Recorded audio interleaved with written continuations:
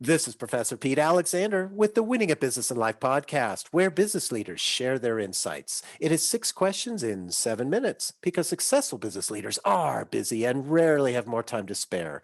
So let's get to it. Question number one, in a few sentences, please tell me who you are and what you do.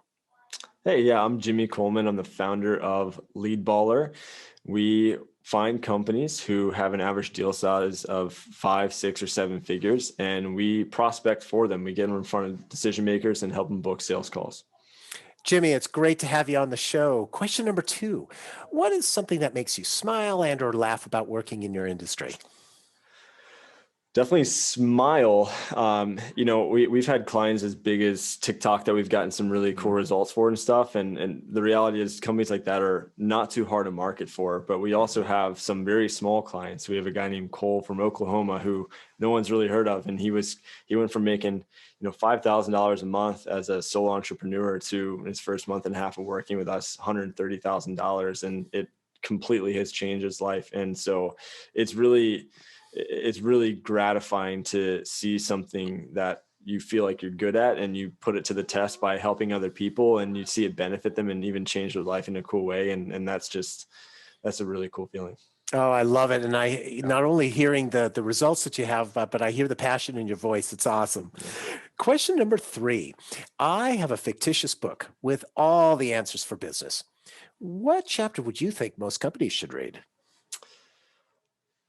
To me, and I'm biased, but I think that they should read the chapter that is on about creating traffic and generating leads for your business and identifying the most important questions in marketing is who's your target and where do they congregate, and then following that with now you know where they congregate, what's the best attack plan to fill your pipeline and get that done. But I would absolutely say, completely biased, but the traffic on marketing and traffic.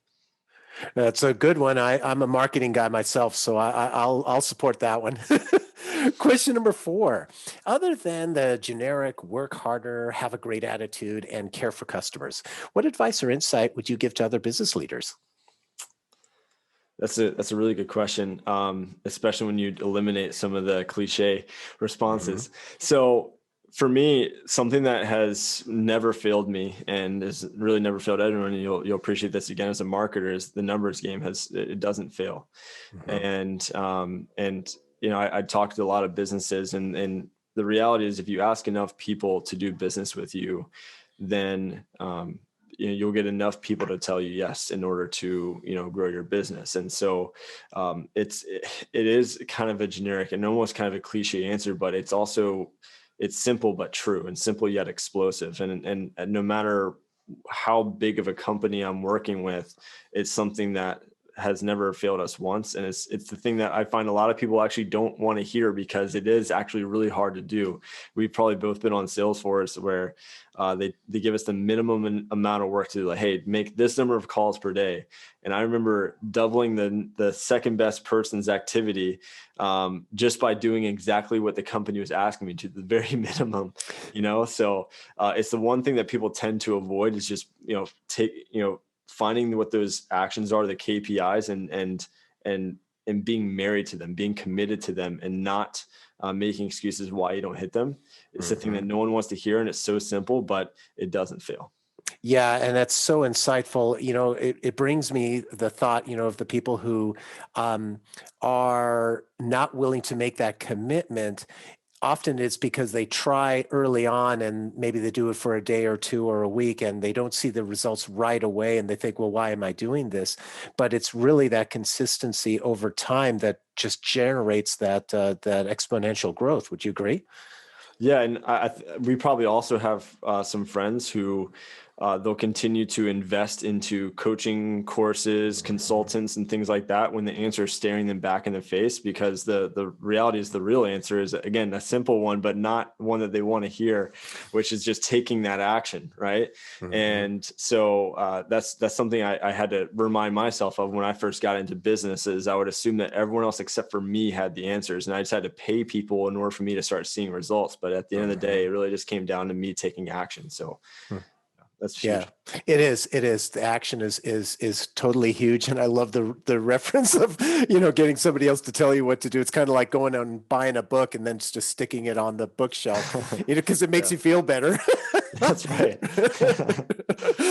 Question number 5: what other business leader like yourself would you like to acknowledge and invite to be on my podcast? Yeah, I think a good guy. I was just texting him. It's my buddy Hunter Ballou. He serial entrepreneur.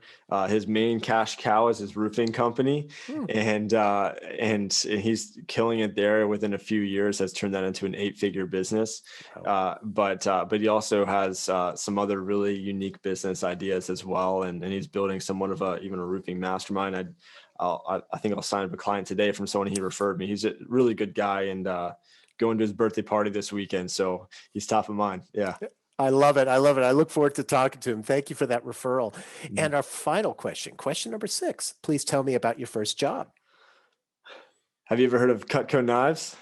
Yes. Yeah. So that was my first real hustle, and that's when people ask me about my story. That's usually the time that I start, but because prior to that, I was a bad student, and so and no one really around me had a brain that worked the way that mine does, and so my trajectory was not looking too hot. And then all of a sudden, started selling Cutco knives, and over that summer, it was after I graduated high school.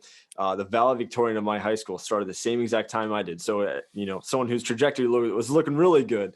And I remember kicking his butt and everyone else in my office, and started setting national records and winning contests, that's when I started to develop this mentality of like, those societal rules, they don't apply to me, and I'm different. And those are things to be celebrated. And it shaped a lot of who I was, a lot of things I've said already, playing that numbers game and things like that. Those are things I developed in that first job that I maintained for a few years, actually.